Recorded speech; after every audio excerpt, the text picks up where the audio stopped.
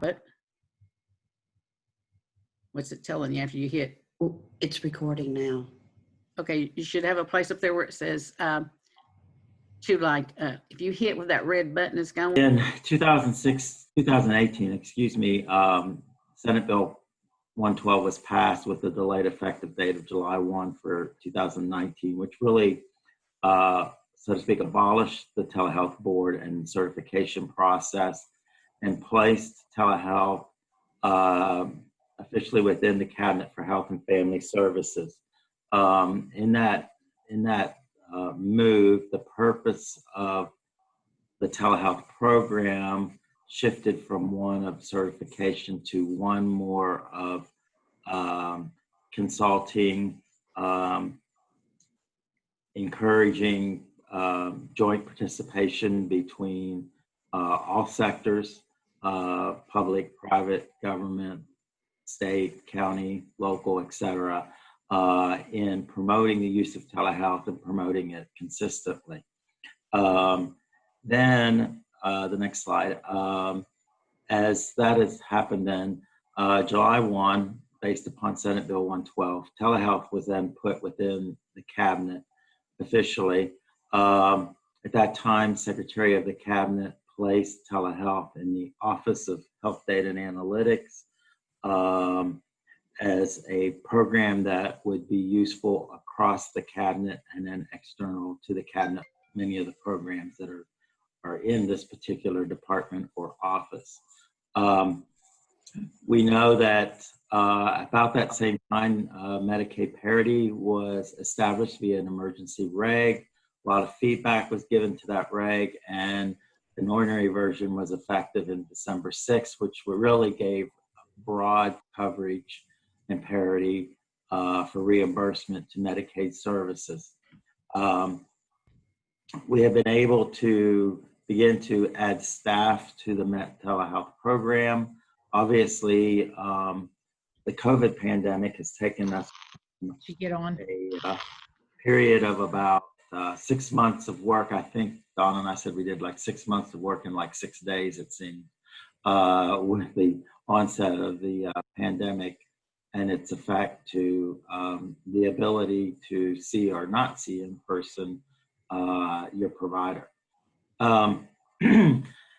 Then we have added another individual who's on the phone on the meeting with us today, Diana Weiss, as a clinical specialist to assist with a lot of our various work groups and some of our workplace education going forward, as we clearly realize that the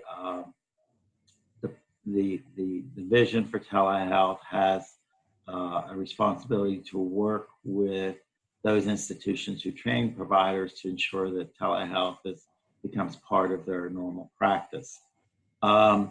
With the recent legislative session, the Division of Telehealth will be formally established within the office, which then allows us to hire a division director and to look at having an advisory council to be established for the program as a whole.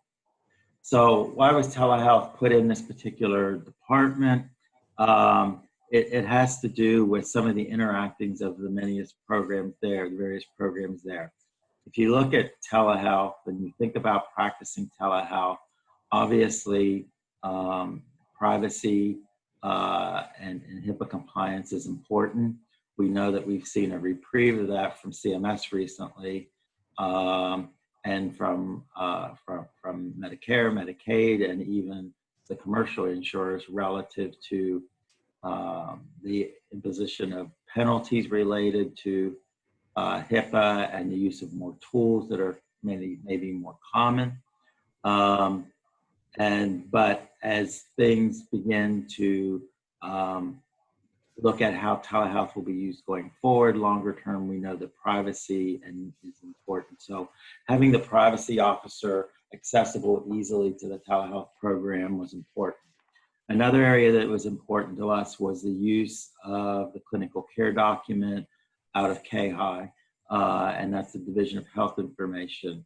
KHI is the official public health reporting agency for the Kentucky Department of Public Health. So we feed syndromic surveillance and a lot of various registries, immunization, cancer, et cetera, through KHI.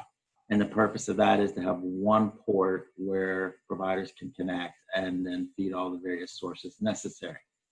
Most important, though, to that is obviously if you're doing telehealth, you're dealing with a provider who you don't know, but doesn't know your patient. What better background can there be than to be able to look at KHI, see the immunization, see the clinical encounters, see the labs, see any type of radiology reports, et cetera, and be able to know the background of that individual at a glance. And with the new HIE that's being rolled out to providers, it is very much at a glance. It's very tabular. It allows you to see what you want to see without having to read a big, long CCC document. So we see the integration of KHI being integrated into the practice of telehealth, very important, obviously along with the provider's own EMR, EHR. And then finally, analytics. How do we measure what telehealth has done for us in terms of potentially cost savings, transportation savings, effectiveness, potentially the ability to see a provider maybe sooner than later, et cetera. So that's why the analytics division is important to the overall program of telehealth as it moves forward.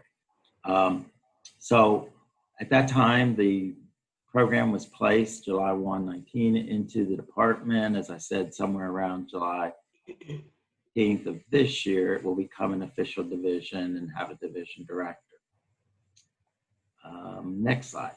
So what is the telehealth program to do? Very simply, it's to develop standards, guidance, resources, and education to promote the access to healthcare services in the Commonwealth. And then it's also to provide oversight, guidance, and direction to Medicaid providers who are delivering telehealth. Medicaid, because that is obviously the largest health coverage program that is within state government. So out of that process of having a program moved into the department, Don and I spent quite a bit of time documenting what we felt the objectives of the program should be.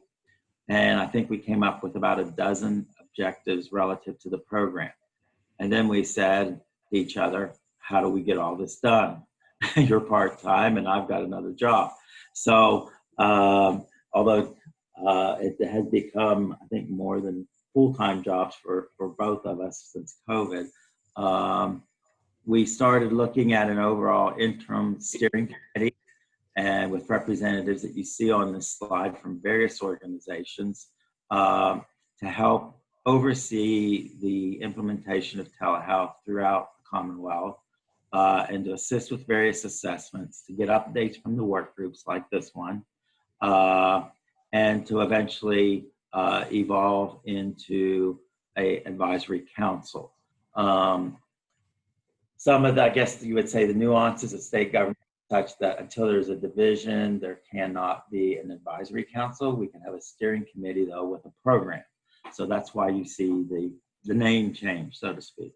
In that, also in our charge going forward, we felt that one of our key objectives to getting things done was to involve many of those using telehealth, interested in telehealth, as our partners and so we had two focuses of relative to telehealth, and that was one, what can the cabinet itself do to evolve the use of telehealth? Where can we better use it in behavioral health? Where can we use it better in STD counseling? Where can we use it better for Medicaid encounters and for visits? And so we sat down with each of the commissioners of each of the departments in the cabinet for Health and Family Services and said, where can telehealth assist you in the offerings and the programs that you have for the Commonwealth and Health and Human Services? So we took that focus internally, one, And then secondly, we turned externally and said, now how do we do these things? The concept of the 10 work groups came. So the 10 work groups were established around certain subject areas that helped us obtain those 12 objectives and those goals that we had for the program. And you can see that this one, local health departments, are the first one of a second set of work groups that are starting this week. The previous group started in February prior to the pandemic in the Commonwealth. And so they have a good start with what they are doing. And then local health starts today. Behavioral health and substance use disorder treatment will start tomorrow, and workforce development, education, and outreach will start Friday. And then we have a few more subjects to address going forward. So that's a little bit of background about where we are. You've probably read some of that in emails that have gone out either from myself or Donna previously. We are very glad that you're with us today to help promote the use of telehealth at a local health facility going forward. And I think that as we start delving down into why the work group, what are the objectives, what are the types of things we'll be discussing, we very much solicit your input, your experiences and your interests and guidance going forward as we start talking about how best telehealth can be used in local health departments. We have some ideas. We've had some discussions with the Kentucky department here. And so you'll be hearing about some of those today from Donna, along with some of the objectives that the group is to work towards achieving as we all across the state to promote the use of telehealth and promote it appropriately with good practice, good procedures, good policies wrapped around it, along with appropriate technology and the ability to see good results, obviously, for our patients. So with that, I'll take any questions anyone may have before we jump into the actual work group agenda about the program or about our role or potentially where we may be going in the future.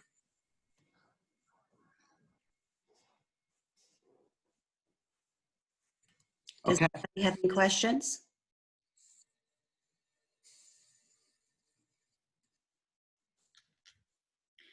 Okay. Robert, Go ahead. will these work groups remain in place throughout, or is this just something that we're starting with to develop? Where's the areas of interest? What do we need to do? And then they'll transition into other categories or other committees, or will they remain out there throughout the duration of the program? So some of that, there are probably three factors to answer that question. Okay. One is, what is it we are able to get done in what time frame? Because what we want to achieve, we still want to achieve. And I expect that a work group would exist at a minimum through that duration. How best do we communicate and continue to communicate after a division is established, a director is hired, potentially an advisory council is put in place, because I think it's very important to continue the communication and to continue the communication around areas where people have interest. And then finally, I believe from a governance perspective, the advisory council will have the authority then to either continue or abolish work groups. But I would say all three of those factors come into play. I think that what we are committed to is, one, fulfilling the objectives of each of these areas, because each of these work groups agenda leads to the fulfillment of the objectives for the program and for the division. Second would be, how do we best communicate ongoing, as we know that telehealth changes as a technology tool. It will evolve and change over time. And how do we continue to have that involvement, have that communication going forward? And then third, when there is an official advisory council, which is months away, literally, you know, what are their thoughts about it going forward? So that's the long way of not giving you an answer today. It helps me have an idea of what's coming down the road. That's good. But I can tell you that's our thought process, okay? We got a plan.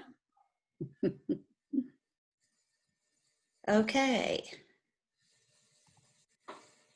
Okay. So I'm Donna Vino. I know most of you all. Some of you I don't. So it's a pleasure to meet you. I'm going to be lead on the local health department work group.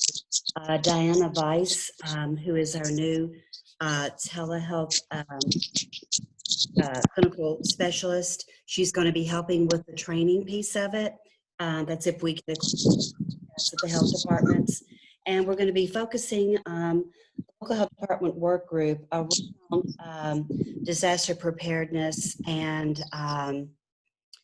also around the services that are departments where telehealth or telemedicine could be of assistance. Okay, hang on just a second. I got to turn somebody's mic off. Just a minute. Uh-oh. Sorry.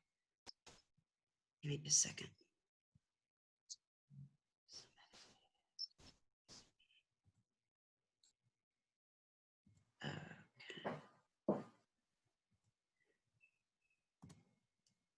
Okay. So we've got a lot of information gathering to do with this work group initially.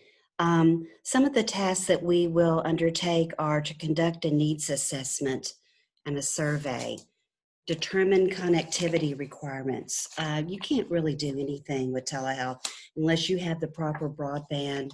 Upload and download speeds are good, and especially when you start using telehealth. We're going to look into the USDA Rural Utility Service program to see what, if any, monies that we can get for subsidizing the broadband for the health departments. I know some of the health departments already have been doing that, but I don't think that all that are eligible are doing it. So we need to look into that.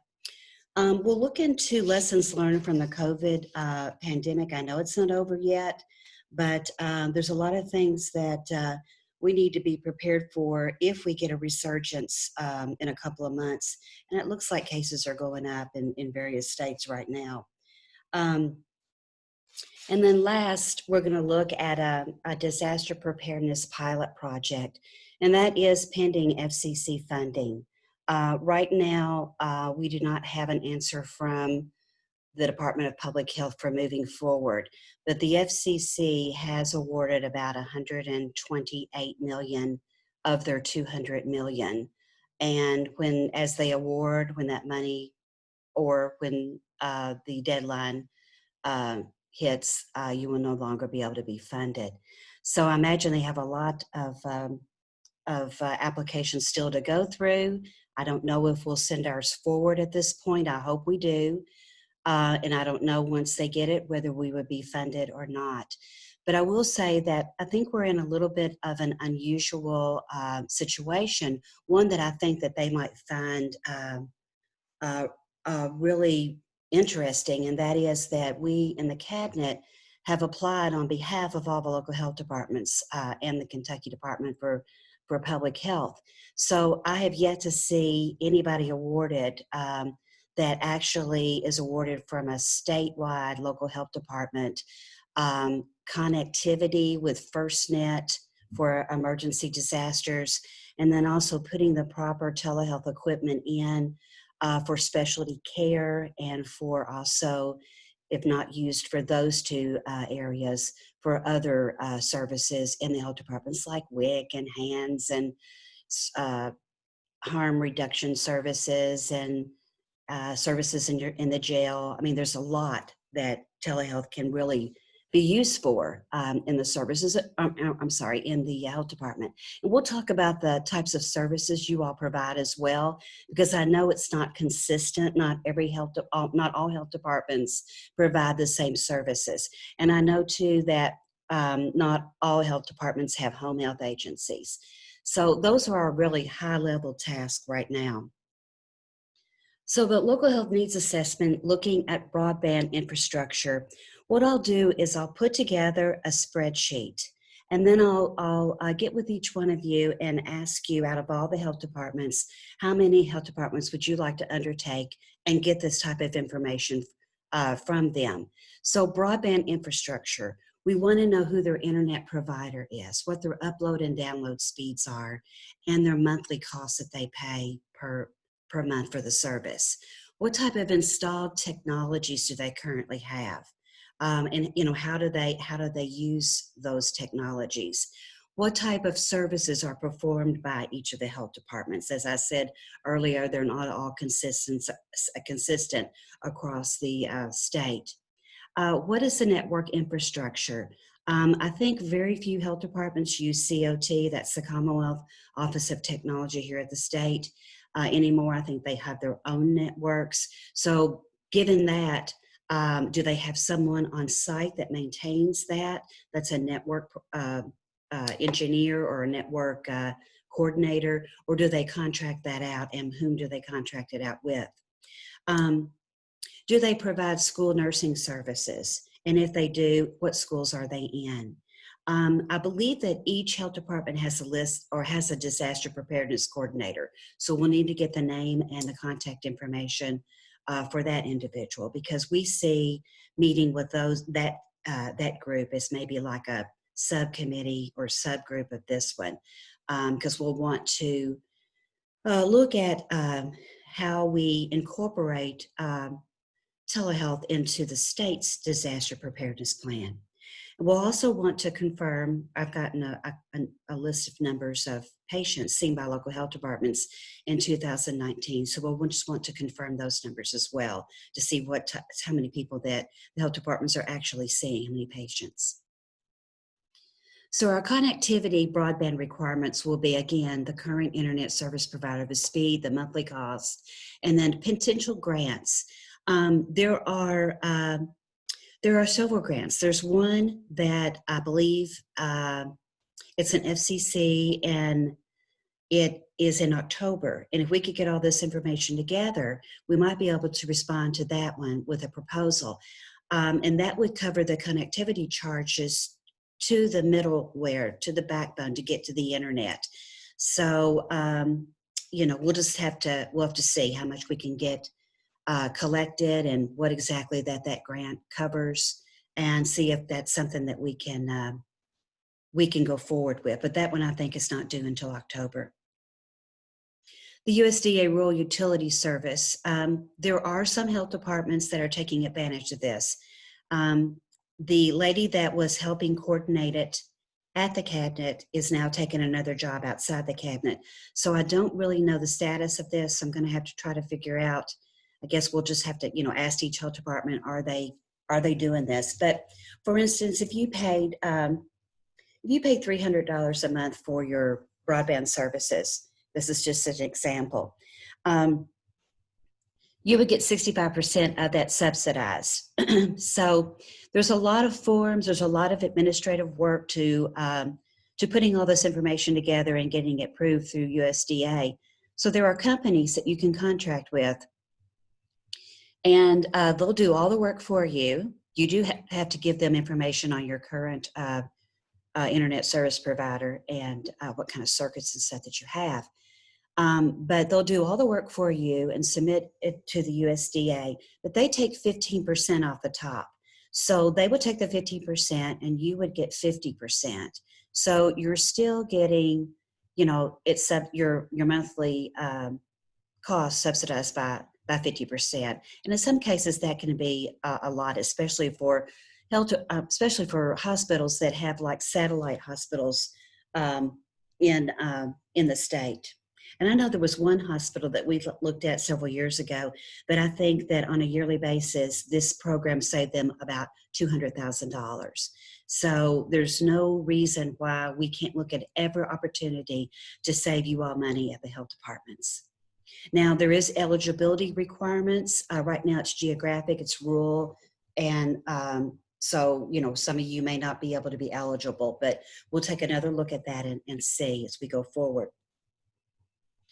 Disaster preparedness and response. In our FCC application that we were going, or hopefully we'll submit to FCC, the first thing we wanted to do is make sure that you all were connected statewide.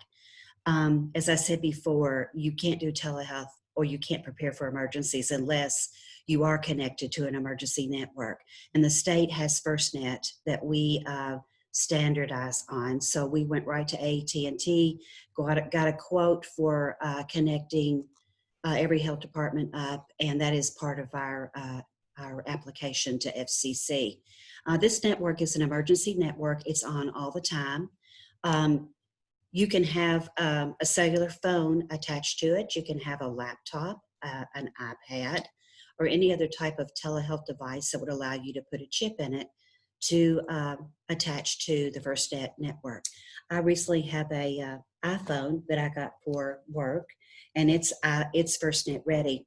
What that does for you is that if there's a disaster in Kentucky, and you know there's just parts of the state that are flattened from a tornado or an earthquake, some of the networks obviously will go down. And if our state network goes down, we've got a backup plan because you're linked through this, through your device with this chip to the FirstNet emergency network. You won't know any difference. You will be up. You will be on the priority network. But you have to have a device that has this chip in it. And there are monthly charges that are reoccurring with that. So that was one of the first things we wanted to do, was make sure that connectivity was there. There's about 4 health departments, I think, 4 or 5, that have AT&T's FirstNet emergency network right now. There's about 2 that have Verizon. So for one of them that had Verizon, they said, well, we don't need any type of devices here. And I said, well, yeah, we do, because we want to compare. We want to see that if something goes, you know, the network, we have a disaster of some sort, and the network goes down, we want to see if Verizon and AT&T's are still up, or if there's an issue with one or the other. So that was the number one thing, and that was very important. Connectivity is very, very important. You can't, like I said, do anything with your telehealth devices or any type of applications really without it. We also want to identify the services that health departments provide during a disaster or a national or state of emergency. And we know that the health departments have been the first line for the COVID-19, for monitoring those positive cases. And I do believe that they are the reporting mechanism, that they actually, report all the information and about who is positive. And they also have to follow up with those that are quarantined. So in the FCC application, we put in there telemonitoring devices that are very small devices that monitor vital signs, and you can take those devices out to a patient's home, and with a cell phone that has FirstNet on it, you can actually electronically transmit the vitals to a doctor, back to the health department, or to KHI. And if you were a primary care physician and you had this patient, then you could actually go to KHI if you had access, and you could see that patient's vitals as they were being monitored by the health department. And I said before, we want to incorporate telehealth into the state's disaster preparedness plan. It's probably mentioned, but it's probably not in detail how we would actually use telehealth during that plan. So we would be working with the state as well as the Kentucky Department for Public Health and the state, the different health department disaster preparedness coordinators to prepare that information.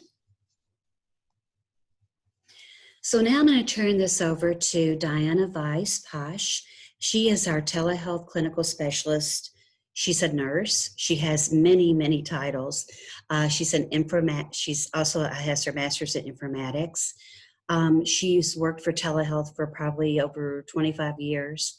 And she's also been an instructor at BCTC with nursing. So what better person to have train everyone and bring everyone up to date on telehealth and what can be done and how to use the different type of devices as we move forward. So let me go over here and stop my share and let Diana start her share.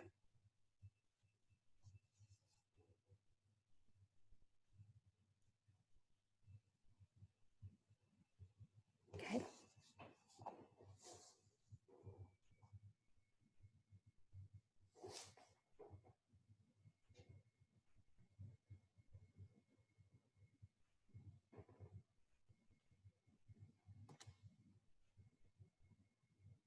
Screen. I had everybody muted, sorry. There Do you you see the full screen? Yes. Does Okay, as long as you see the full everybody else screen. see the full screen? Anybody else out there? Speak now.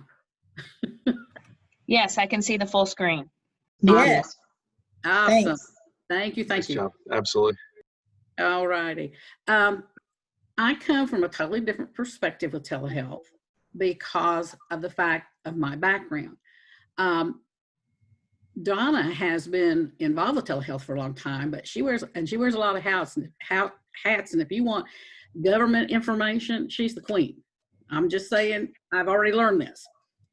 I've had spent 50 years total this year in the healthcare environment. I think it's nice to know, how did that specialist become a specialist, and do I really want to listen to them? The first almost half of it was in radiology, and radiology has used, quote, technology for years and progressed with it. It just wasn't as obvious. Then I went into nursing, and in nursing, I've done several things. And one of my big pieces that I think helped me with this was case management. So I understand about reimbursement, and that has been a challenge for people embracing telehealth. If we're going to use it, we're going to say we're going to train you, we're putting this effort in, then what's the return on that? And especially if you're seeing patients, if you're taking on this task, and you know, we all wear a lot of hats, now here's one more, what's the benefit? So the case management background is what helped me, because I worked with the payer sources. I went to the dark side, for those that are not in that realm, but it was very interesting, and I was very, very fortunate to have that experience. And then I came back from that due to different circumstances, and worked from the hospital side, or the patient provider side.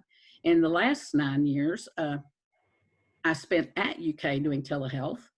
It was a marvelous experience. I got to understand a whole lot about how this venue fits in. And then for the past 4 years, I taught over at the Bluegrass Community Technical College, getting that piece. How do you get information dispersed, and in what way? So all of that together sort of led me to Robert and Donna. And with telehealth, there's been a lot of things, I think, that have been barriers. And one of them was training, and who does what, and how do we do it? And wait a minute, who do you go to if you're learning it? And they saw this need. So they've broken it down. When you're doing telehealth, first of all, who are we going to train and how? What type of equipment do you really need? And I must say, over the last 20 years, that has been reduced remarkably. We don't have to go out and buy big cameras or big this or big that and vendors. That has been totally streamlined. The clinical workflow. Well, here I'm adding another, quote, clinic. And the misnomer there is telehealth is an adjunct to whatever you're already doing. telehealth doesn't come in and create a whole new workflow. What we look at, and that's what I did at UK, we look at what clinics, what are you doing in a clinical aspect now, no matter how involved or how basic, and then pull your telehealth pieces in to give you further reach. And then, of course, the bottom line, monthly reporting. We have to, all of us in healthcare are now tasked with, fielding information up through the channels to big organizations where these grants and these things come from. Also to show ourselves locally, are we making an impact? We might think we are, and then realize, well, no, we made an impact, but not what we had thought. So all of those come together, and that falls underneath my domain in helping all of the providers out there or whoever has questions. So let's look at clinical training. Once you've established that you want a program, and you can call the program anything, it's for disaster, it's for COVID monitoring, it's for remote patient monitoring. And I must say, I did research several weeks back to put together information for Donna and Robert. I have heard of the health departments. I know about the health departments. I have interacted with them. What I did not know was exactly how vast a health department, a public health department system is, and how many things you have to do that you're tasked with at that health department, and how on earth they ever get done when you have limited funding. So I'm very much your champion. You're in a great position to start looking at things that does not add a burden, but that becomes streamlined, and your value for every state, no matter what county, suddenly begins to shed a light. And I will get to that. We'll stay simplified now, but I've just got a big passion for that now after I've seen what all each health department does and what they do it with. When you're doing any kind of telehealth and you're preparing for it, there's just some general guidelines. And if you look at these, you're going to see that these guidelines are pretty much what you do if you're doing anything, quote, clinical.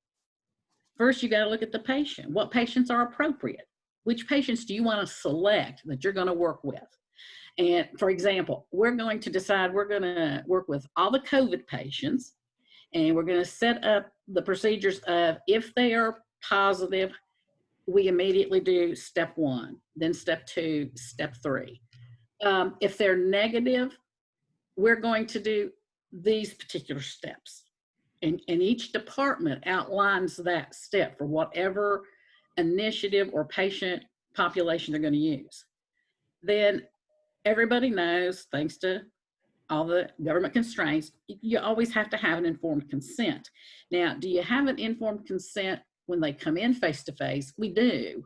We just don't recognize that. That's where they sign that we're going to treat them and bill their insurance, or we're going to send information wherever. Well, with telehealth, we do this, and it was established by ATA because patients need to realize that we are going to be seeing them from a distance. There's a little bit of difference here. I have only had, in the 9 years at UK, maybe 1 or 2 patients that did not choose to be seen via telehealth. The rest of them, once they knew and understand, so your confidence level is what'll get the buy-in for your patients. Of course, you have to look at privacy and confidentiality.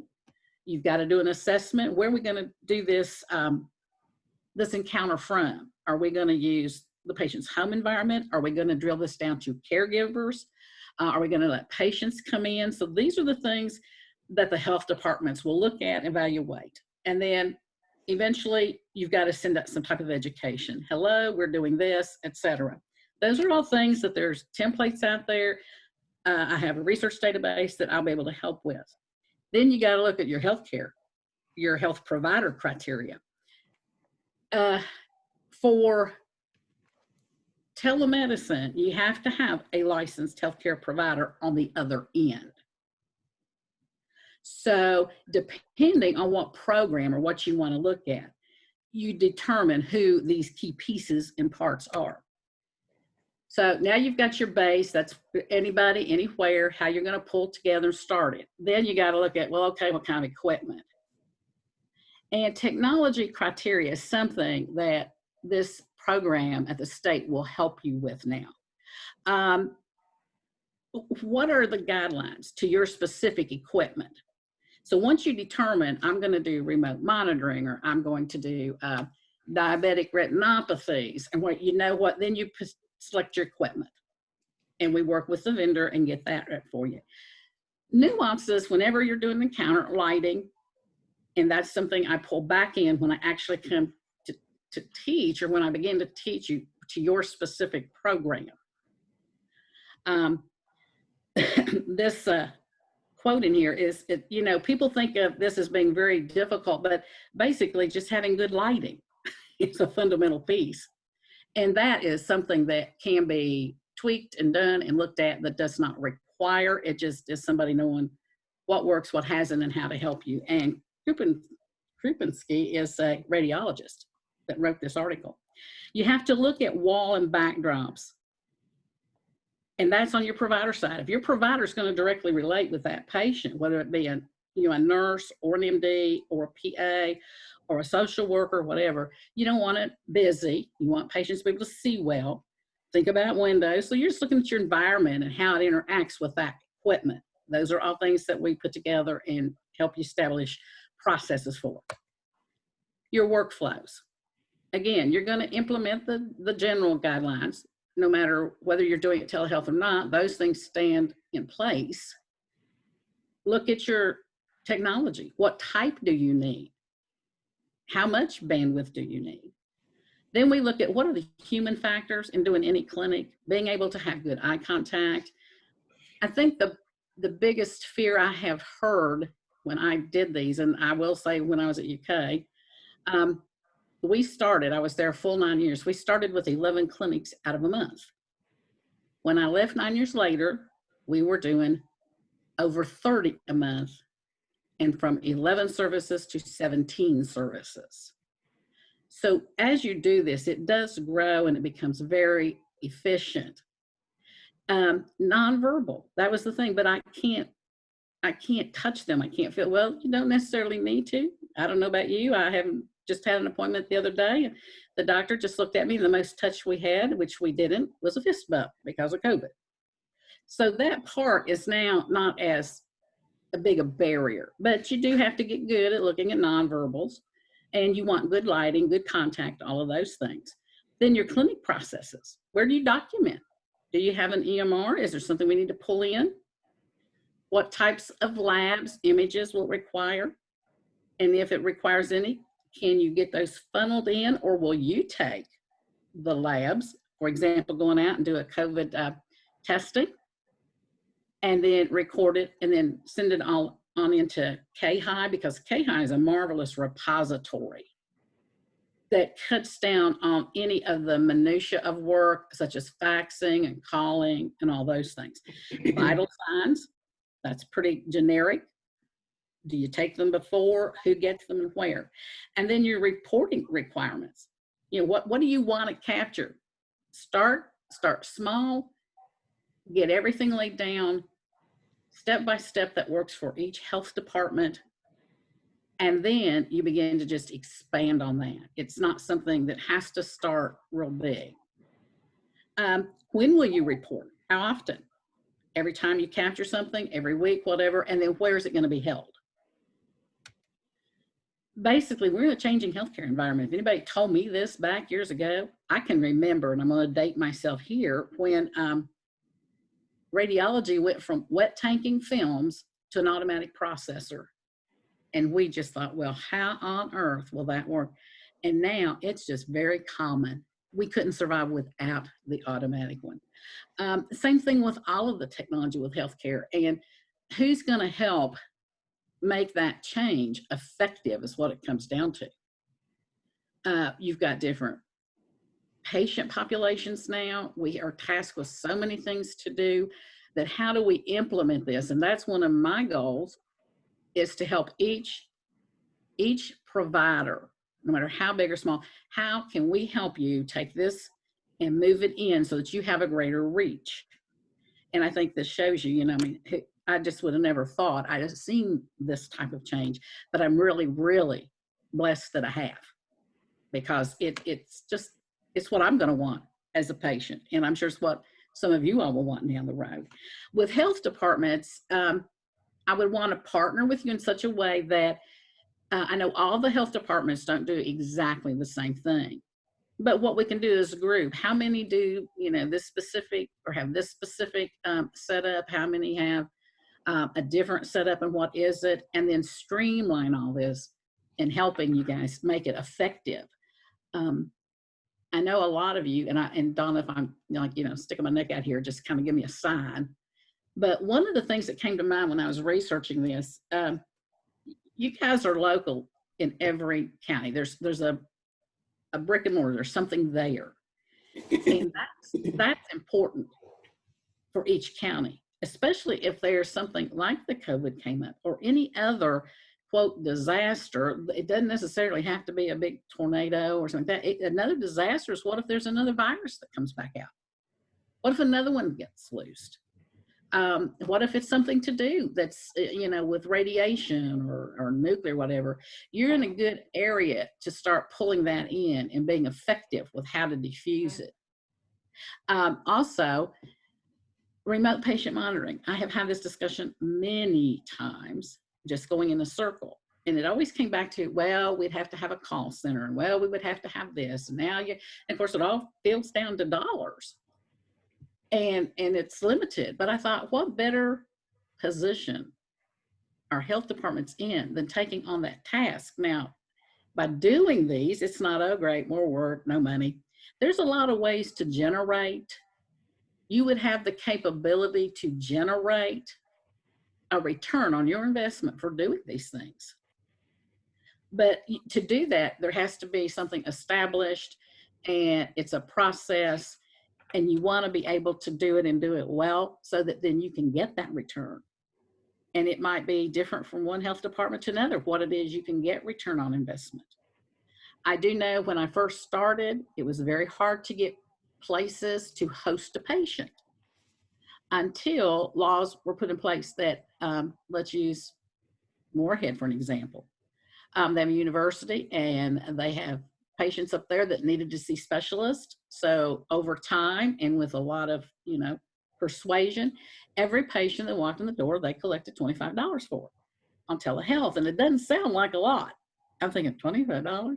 But if you stop and think about it, I can see 4 patients in 1 hour, and we've made $100. In 8 hours, we made $800.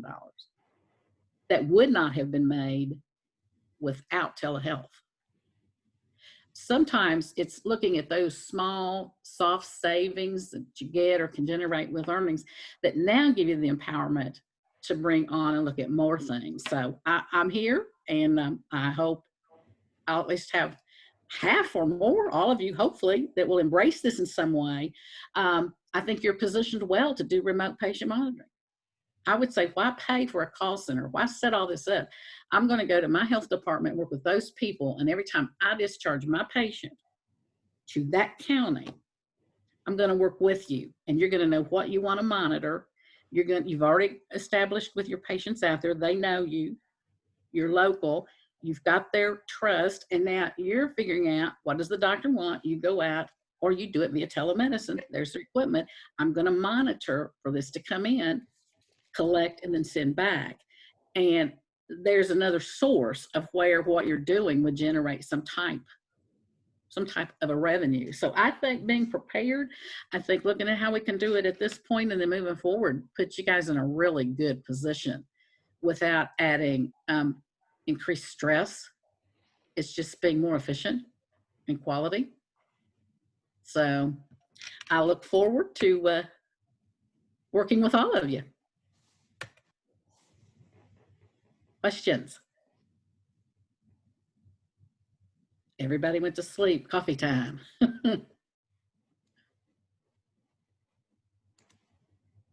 Okay, all participants unmuted. Donna? Do we have any questions? Diana, I do have a question. Are there any health departments currently that are using any type of electronic medical record system? That I have not uncovered. It's on my agenda because if you can use something electronic as a repository for getting your data, it makes it a lot easier. What I can tell you is Alaska was one of the first states, and all of their health departments are a hub for patients. And then this funnels into universities, into bigger cities through telehealth. I'm wanting to work with KHI. My thoughts are, do any of the health departments already use the Kentucky Health Information Exchange for anything in their departments? Because that would be a very simplistic and easy capture. And it's part of your state, benefits. So I would look at how you can partner with that. Okay. I wouldn't go out. I'm sorry, go ahead. Is Robert still on the line? Yes. Do we know if any health departments are using KHI right now? Yes. So to answer the first question about EMRs, EHRs, I have heard that there are a few local public health departments that are looking at an electronic medical record system. It is still not on the agenda of the State Department for Public Health to look at a statewide system. However, obviously with COVID, that's number one priority. It was also prioritized by the administrators of the health departments to look at a financial system. And so that has taken the priority over the medical record system, but it has not gone away. I do not know exactly which departments have looked at what I would say are smaller EMRs, EHRs. But obviously, no matter what they are, if they can send out an HL7 message, they can connect to KHI and feed that information so it's available statewide to providers and even across borders. As far as the use of KHI, if you are sending immunizations in, if you're doing syndromic surveillance, those types of things. If you're dealing with the program as it relates to NAS mothers or infectious disease tracking, then you are actually using KHI whether you know it or not. And so whether you're using the portal, if you haven't, I would certainly reach out and to the website and get some quick training on it. It is very easy to use compared to the old system. We've gone a decade in technology with this system. There are now alerts and notifications available so that a provider can set up a panel of patients, and if that person has one of 15 to 20 things happen, you can automatically receive an alert or notification. For instance, if they go to the ED, if they're admitted, discharged, or transferred from a hospital, if they're diagnosed with one of the 6 or so COVID diagnosis codes, there's a host of alerts that are in place that are available. And it may be useful to just set aside maybe in one of these work groups 15 minutes for a quick demonstration of that at some point in the future, so that those who aren't familiar with the new portal can become familiar with it, because you're only going to see it further enhanced as a tool that is around the patients, that's centered around the patient versus around the facility or a particular provider. And so we see it really as our interoperability engine going forward when it comes to the exchange of data. We know that with the stepping back and reinterpreting of behavioral health laws, that this also will allow for more of the behavioral health information to be made available to providers going forward that may be dealing more with physical health, but yet the two intertwined. So I don't know exactly. Andrew could tell us exactly which health departments, Andrew Bledsoe could tell us exactly which health departments are using it actively. But if you are doing any type of registry immunization type work, you are using KHI behind the scenes. Robert, is KHI, educate me, is KHI designed such that would public health departments actually need a separate standalone EMR? If they're doing surveillance, like your infectious disease, it wouldn't matter whether it's Hep B, HIV, COVID, there's data that has to be done for that. Would it not be most streamlined for health departments to access KHI and make that the repository for that data? Whether it's, and maybe if it's your substance abuse or something, because that's a whole different domain it might be, but what would be the driver, I guess is what I'm asking, that a health department would need to invest and have a separate standalone EMR versus? So the question is, does the local health department provide clinical services, a lot of clinical services beyond immunizations, disease prevention, things like that? If you are providing a lot of clinical services, then you do need an EMR, EHR, otherwise you're doing it on paper. And so KHI is not an EMR, EHR. It does not allow for the input of detailed EMR, EHR type records. It collects, so it's a read system. It's a read-only system. Other than controlling things like the administration of a patient panel, things like that, you don't, or going into your secure mailbox, et cetera, you don't input clinical data. You don't input labs. You don't input radiology. You don't input immunization. Right. All that comes from other systems. It becomes then the hub that is focused around the patient of all the information about that patient.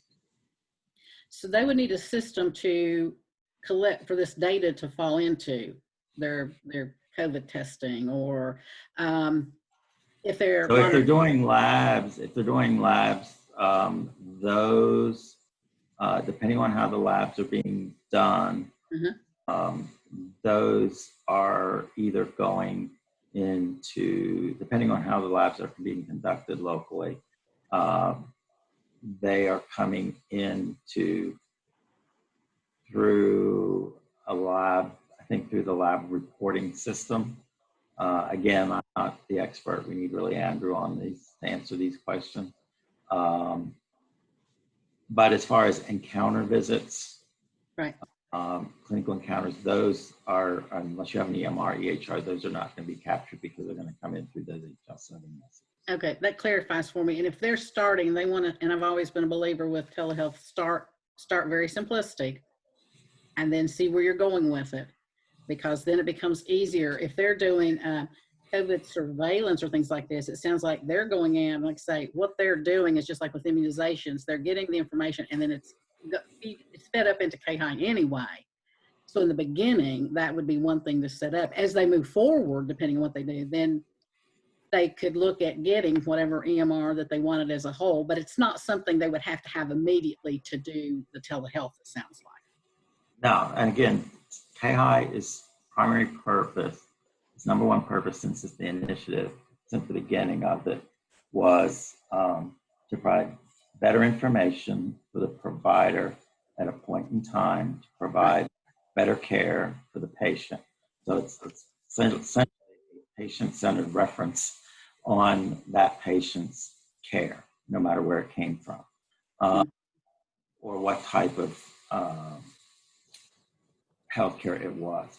The reason things like immunization registries and those other things feed is because there is, those portals go through KHI and then to the immunization registry, and then onto the CDC. So it serves as the funnel to essentially organize and route all the information coming in. EMRs is essentially, obviously, then those clinical encounters, et cetera. It sounds like it's a process they could get to. And I do think, yeah, talking with Andrew and I know he wanted to, utilize this to the full extent might be a way to help health departments in the beginning as to what they collect, how's it going to come through, and then they could ease into picking and choosing what really works to kind of, I guess, to kind of push the cost out over time. If they're looking at surveillance, disaster stuff, all that might, but that's something it sounds like we default to Andrew about. Yes, and some of it is determined by the strategic direction of local health departments, along with the state health department, and what that will be going forward. And I think probably most of the local health departments know that there was probably a clear strategy in the previous administration as the focus of local health department. This administration is taking a relook at it. Obviously, the COVID has been a huge interruption in that. And so we're just starting that discussion, as Donna had indicated earlier, about a particular grant to not only prepare local health departments for disaster preparedness or disaster response in a tornado or in a flood or in a earthquake, et cetera, and to have local health departments equipped for that, but to potentially offer monitoring services or clinical services via telehealth versus maybe having to have a lot of the individuals on staff. So again, as we said, this was presented last week. The State Department is evaluating the types of, do we need local health departments to be essentially a clinical hub in a community for telehealth? If somebody needs to see a specialist for a monitoring appointment 3 hours away, those types of things. And that would be helpful, having been in that role for a while of working with the specialist and having patients out in the community. I did call on some public health departments. They had the equipment unawares, but I just work with them individually, patient to patient, and we just use the old tried and true fax thing, and then initially, and because of the volume. But I do think being able to host a patient locally and knowing there's something in every county would really benefit the state overall, and helping them set that up and then deciding an EMR is something they can take on as they move forward. But I think they're a good position for that. And we'll try to make it, as painless as possible, having to add anything that they, see as extra work or what we do. How do we do it to make it effective? Does that answer your question, Therese?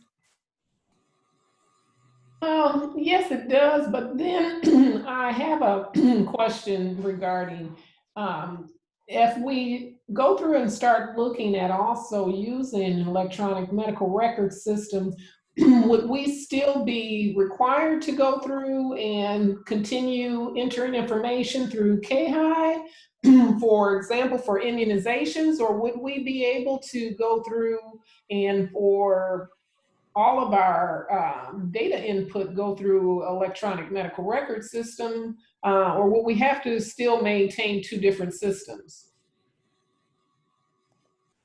So no, you would never maintain two different systems. That's not the purpose. Again, I need Andrew to answer these in detail because I'm not necessarily the clinician using these, nor the individual implementing these. But a process would go through whatever EMR is in place to, first of all, reach out to you, explain options relative to the setup, and then because there are options that with more elaborate EHR, EMRs, Epic, Cerners, things like that, those hospitals and facilities never have to leave their EMR or EHR and still have access to all KHI within it. In your more simplistic, I'll use that word, or let's put it this way, less expensive or affordable EMR, EHRs, typically Some of those only communicate one way. Some of them communicate two ways. Again, depending on what you choose as an EMR, EHR. But you would never duplicate information. So whatever your source is, we then bring in technical onboarders who work with whoever does your product or IT support to ensure that we test out that all the messaging and all the entries that you've made into an EMR get transmitted to KHI automatically. And so the idea is not for you to do extra work to get information from an EMR or EHR to KHI, no matter what the subject is, but to then have KHI not only have your information, but every other provider's information in there about the patient who's standing in front of you on a screen and saying, I got these symptoms. And you'd really like to know what chronic conditions they have, what prescriptions they may be taking, what labs they've recently had, when was the last physical, all those types of things, as they're standing there saying, I've got these symptoms. Does that make sense? Yes, thank you. Sure. Teresa, nothing comes to mind. I see what we were thinking too. It took me a while to put it together.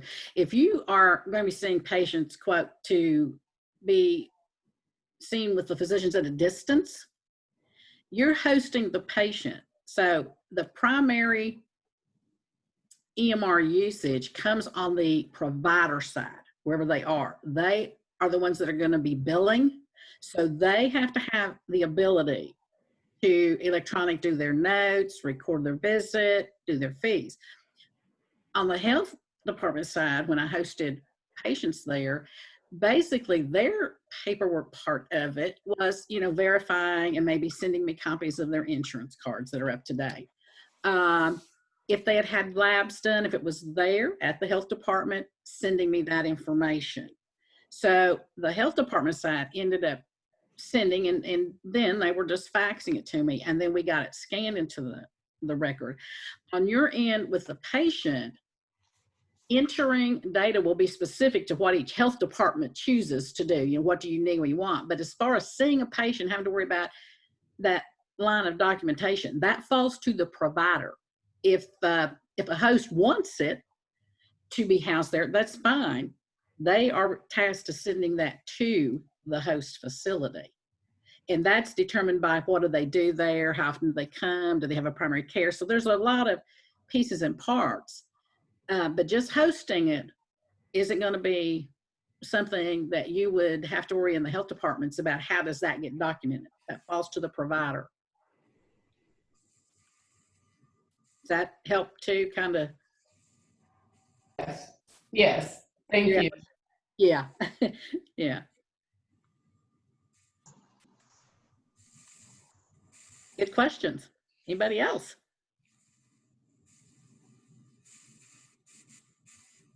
Okay, Diana, can you stop your sharing? Sure can.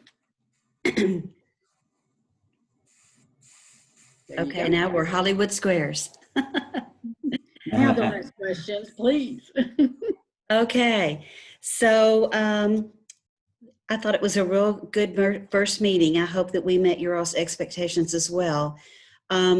Obviously, I guess you're thinking, oh no, this might be something else that we have to do added to what we do now. But as Diana said, when you start using telehealth and technology, that type of equipment, you find that you streamline what you are doing, and you find that you become more efficient. And as Robert said, you never are required to enter in the same information in more than one system. And, that's not something that we would ever ask you to do. I really hope that the FCC grant or application does go forward and we get funded, because that will allow us to begin to put equipment. It's not a lot of equipment, but at least it's 1 or 2 devices in each health department. It's a 12-month pilot. So We look at things that worked and things that didn't work, and whether there's other type of remote monitoring equipment that might be better, might be easier, might be more cost effective. And so, you know, we ask for everyone's input during this year if we do get funded. Now, what happens if we don't get funded?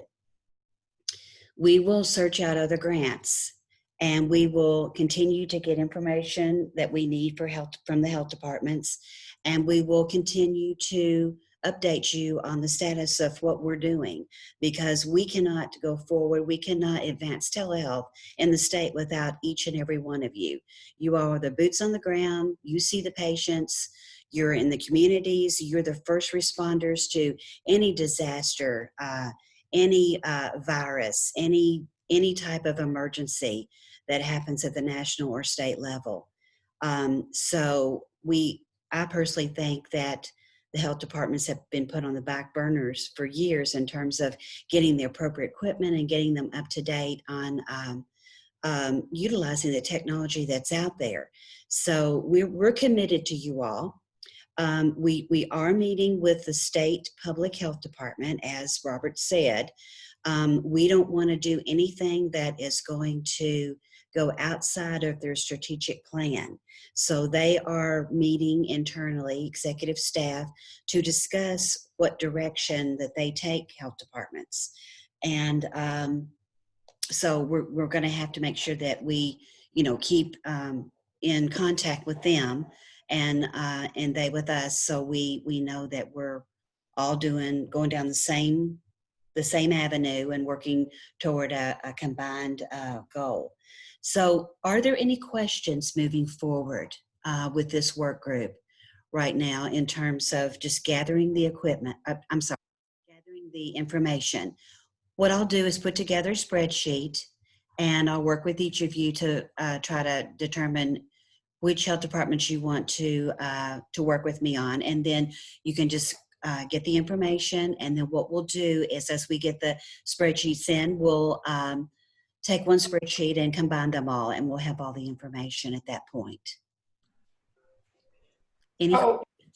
So Donna, I do have a couple of questions in terms of for the FCC grant. Do you know the anticipated date in terms of when that application may be submitted? And what would be the turnaround time for us to go through and hear back a yay or a nay if we are to be funded? Do you have any information on that? And also, are there any additional things that we may need to help support the application, other than some of the things talking about the work groups? We've talked about the different steering committee and work groups that we have in place today and what they're doing. I think that we'll check with public health tomorrow, the state program, and find out if they've made a decision. We've given them two options, and one is much lower. The other one is right at $1 million. The one is about $850,000. One is total monitoring equipment for the home and the clinic, and the other is monitoring equipment at the home plus workstations, laptops, tablet combinations. They still would allow you to do specialty or use telehealth to do specialist consults. And then you also have the D10 monitors, which are Zoom ready for your disaster preparedness, and then your connectivity with FirstNet. So I don't have a date, but we will go check with them tomorrow because it'll be a week. And even if we push the button and submit it, there are a lot of other applications that are there. And I believe that, as I said earlier, they've already awarded $128 million out of the 200. They said that the last date is September the 30th, or until the money runs out, or if the emergency ceases to exist. But we feel like that, wasn't it, Deborah, but the middle of July, they felt like they would have all the money awarded to 200 million. So I'm just hoping that if we do go forward and they see that we're doing something statewide with the health departments, because I haven't seen any other awardee that is a statewide approach to connecting all their health departments. I'm hoping that they will say, hey, this looks like a good application and something nobody else has submitted. But I don't know. I can't really, say. And then if we do get awarded, I would say that, we're getting close to July. So if we get awarded, it will be by the middle of July. And then it will take probably up to 90 days to get things ordered and in. So we're looking at maybe a start date of like October, November. Okay. So roughly then the anticipated, this has to go to the Commissioner of Health for Yes. approval, and that potentially may be this week? Yeah, it's already gone to him. It went to the executive staff last Wednesday. So tomorrow we're going to, since it's been a week, we're going to find out if they've made a decision yet. Okay. Yeah. And then if they have what option they want, and then we'll move forward. One of the big issues was the sustainability of the project after a 12-month pilot, because we don't have a lot of funding. And one of the options, or one of the options had a sustainability of about $3,500 or $3,800 a year, and the other one was a little bit over like $4,200.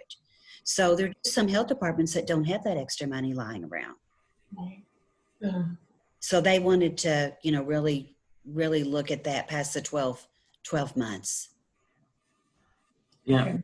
some of the things that, we have 12 months in to roll it out from the award. So it's probably going to be about a 9-month actual implementation project to roll out to all of the local health departments and districts. But I think one thing I would love to hear are thoughts from those on the call relative to whether you all feel there's value. And again, we're not public health, so we're not setting strategy, but just from a telehealth perspective, is there value in having a telehealth clinical room where your patients could be presented to other providers that is more local? Is there value in being available as a disaster preparedness center for the future? How much interest, and I know Don has done an awful lot of contact in preparing for this award, but what type of things do you all believe are of value if the connectivity is there, if some equipment, starter equipment, so to speak, is there, if larger screens and rooms are equipped with the types of devices that can transmit to the providers the information that they may need via telehealth. I'd be interested in hearing some thoughts from various individuals on the call relative to the use of telehealth and its intersection with local public health.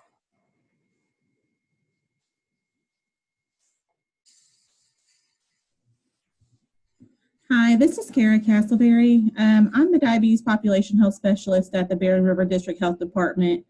I can't speak for our entire health department as far as disaster preparedness and things of that nature. We do very little in terms of clinical services. My interest in the work group stems around trying to take diabetes education via telehealth modality, and I'm hoping to take it to people in their homes. Gotcha. And, I thought I've wanted to do this for a while, and I thought this is a good opportunity to learn more about it. And I know that probably the biggest barrier for people is lack of technology themselves, but mainly lack of access to appropriate broadband speeds and things like that you guys have mentioned. Right. And yes, that is definitely a large factor. Both of these proposals for the award provide for home, so to speak, home health kits that have the attachments, et cetera, that if home health is being done or visits are being done in the home to do monitoring, then literally that information could also be transmitted to a provider and with some further research even made available in their EMR, EHR for that patient. But the home health piece of it and telehealth is a big piece of actually this award. Every department would receive a form of tools that could be taken to the home and used easily. Mm-hmm. Sometimes the individual in the home may or may not be technically astute with the types of things like this. And so it may take someone to assist doing that. So I think your interest is right in line with this award going forward. And I see Donna nodding. And so I appreciate that input. I guess the other thing is there has been some discussion with the Medicaid commissioner about transportation costs long-term with Medicaid, doing pilot projects over this time frame to have more of a local hub at the public health department where people can get to it to see a specialist who may be hours away and use the telehealth equipment such that it actually saves on transportation costs for Medicaid and potentially, like Medicare, potentially could provide facility fees, things like that down the road. Again, an idea to be discussed, but I would be interested in hearing input from local health departments as to whether that seems like a service that would make sense. Hi, Robert. Gene Thomas. Hey, how are you? Pretty good. Good. Couple different things I think would be a benefit to us. One of our rural counties, Nicholas County, we have found out through COVID-19 that we've got about a population of 400 Amish in this community. Their closest hospital is 20 miles away. So the local health department would be much closer for them to travel and so forth. And I think it would be a great thing and maybe even something the health departments could generate some revenue off of as well. Mm-hmm. Very good. Appreciate that. My parents, when we moved to Kentucky, moved to Sharpsburg. So not far. I know where you're at.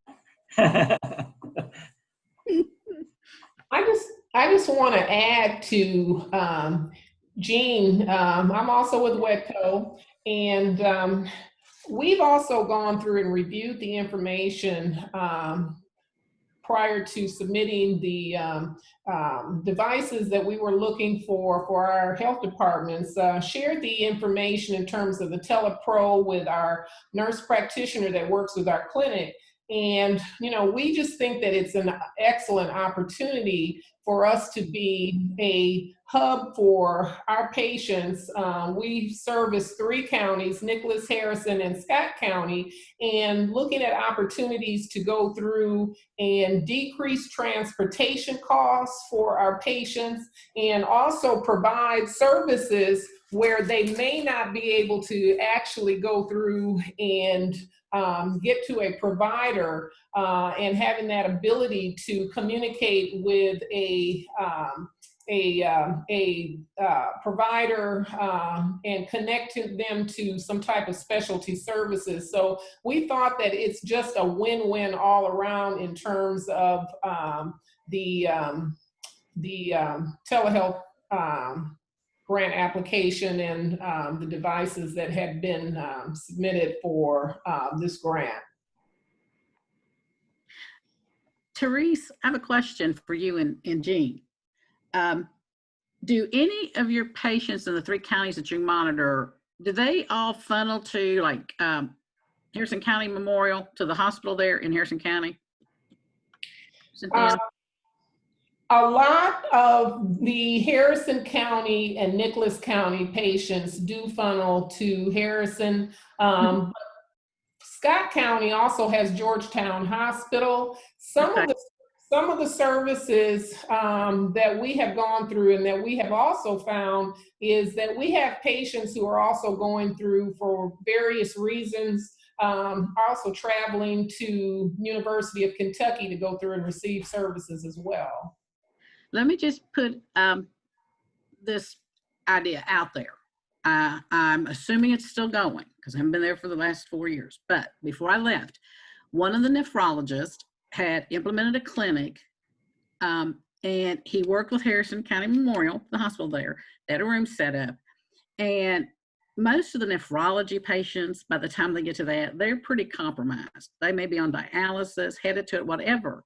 And rather, even though it seems like that's a short distance, if they're that compromised, getting into Lexington, then getting through the construction, finding where you have to be, they change the clinic. So you get where I'm going with this. It becomes laborious. And what happens is you lose those patients to follow up. Nephrology is one of those, this is a good example, is a very lab-driven clinic. They look at them, they see them, you can assess them from a distance with you know, all the nuances that we talked about earlier, and then the labs. So my question is, if you guys were the hub, would we now see more of those patients being seen? Because they came into an already established clinic there, they just pulled out, made a space. And if they were there, you might even be able to do something like, you know, once a month, it's, you know, all the Nicholas County patients, and maybe once a month it's Harrison, or let Harrison still keep their patients there. And now you've got your Scott County patients. Because even though it seems like it's a short distance, depending on the patient population that's chosen, it makes a difference. And that's where the value I would see of being able to see those patients, keep them on track. You know, it's just a matter of having labs, and that's wherever the labs are done would submit back to the provider. You're bringing that patient in and letting them see.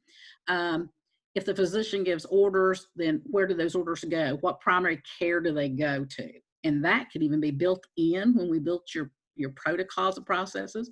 When the provider does that, he directs those orders directly to that primary care. So you're not in that loop of having to do hands-on clinic work, but your ability to bring them in, let them be seen, share the information, I think that'd be an easy capture. And I know the nephrologist, I'll reach out to him, see what his situation is there, but exactly what you're thinking is what the value and beauty of that is. Kara, to you, as a diabetics educator, do you tap into any of the Barnstable Brown diabetic education for your patients? I'm just curious. I've gone to conferences and things like that. I'm aware of the services they provide. I would say the services that we provide are somewhat similar. But we don't have a center like they do. Right. We follow an accredited program through Kentucky Department of Public Health called Healthy Living with Diabetes, and it's an accredited diabetes self-management education and support service.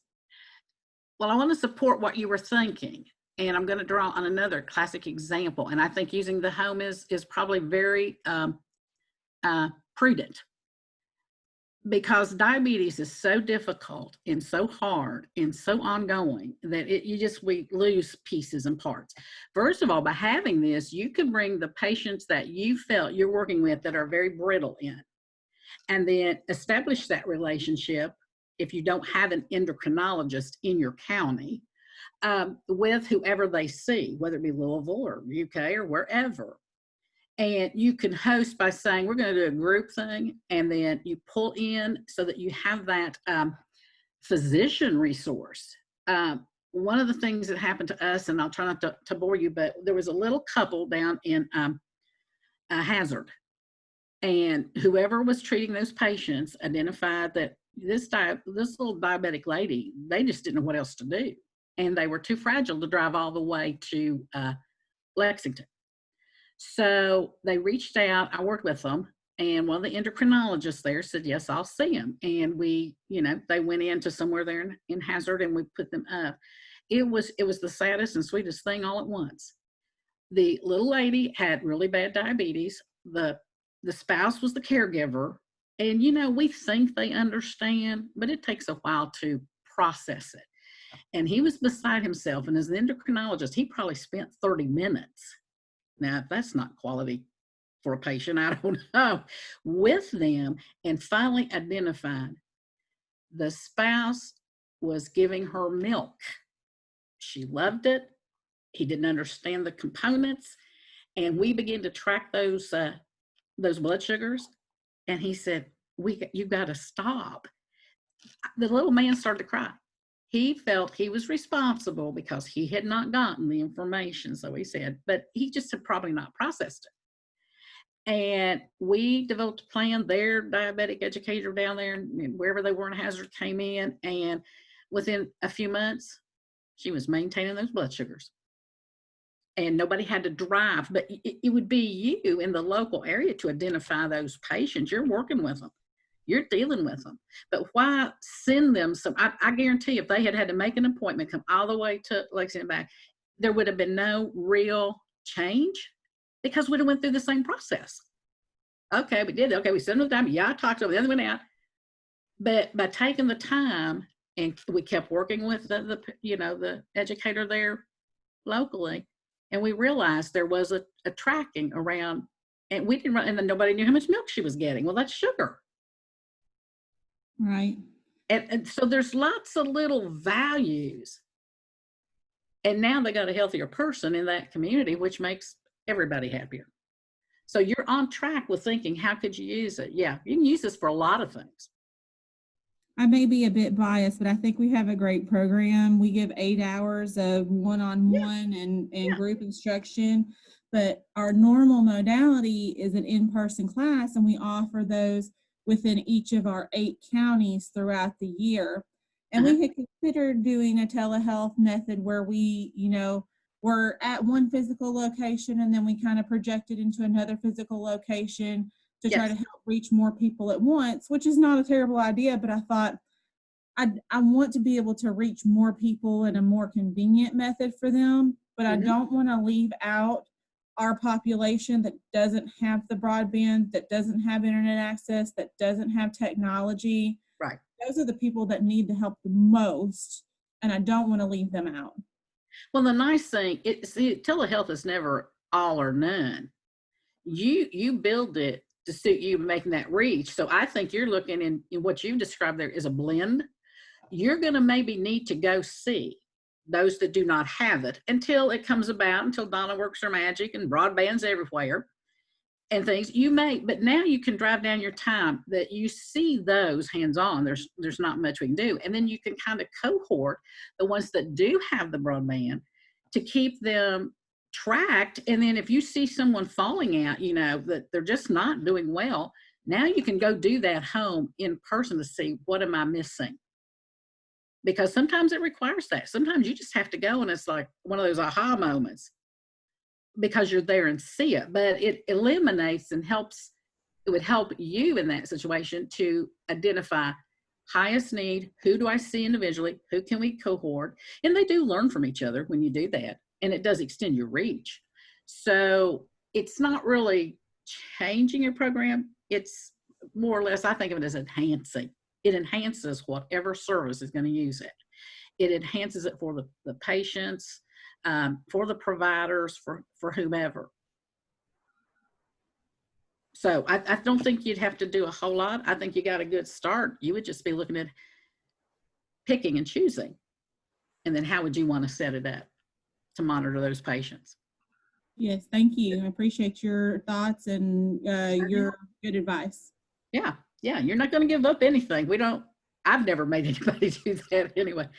You can't with doctors, I think another thing to look at is how creative can we get, right? Absolutely. Are there other community partnerships that can be developed that have broadband access? Are there libraries? Are there schools? Are there churches that will be willing to host diabetes education in their facility? And so once you start to think about where are your access points in your communities? Where are access points where patients could possibly go?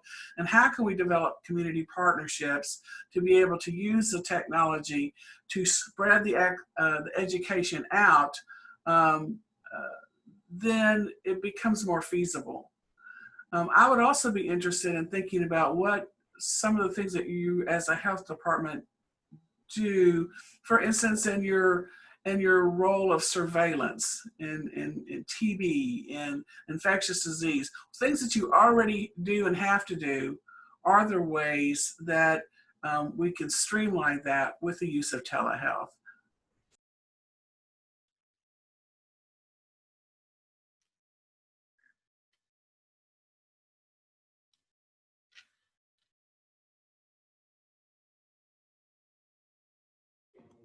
Okay, so it's getting to be about 11:40. Are there any other questions?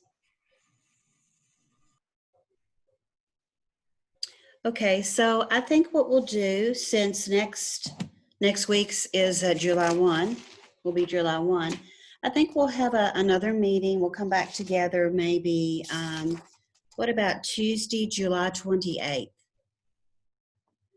And in the meantime, I'll send out a spreadsheet to you all and correspond with you all. We'll try to see how much data that we can gather between now and then. The steering committee, the next meeting is on July 21st. So we'll be giving an update on this work group as well. But we'll see what we can get by the 28th, what type of information that we're able to gather. And as always, if you have any ideas, please send them forward. If you have any issues as well, we'll try to update you all as soon as possible, as soon as we hear back from Public Health as to whether we're going forward with this application. And if we do, if we are able to get funded. So we really appreciate everyone's time this morning. And we look forward to working with each one of you. And please stay in contact with us on any ideas you have going forward within your health department with telehealth. And we will see you all on the 21st, and we'll send out another Zoom invite. And it's in the morning, good for you all? Same time, 10 o'clock? Okay. Yes. Okay, thank you so much. You all have a great day, and I'll get in touch with you very soon. Thank you. Thank you. Bye-bye.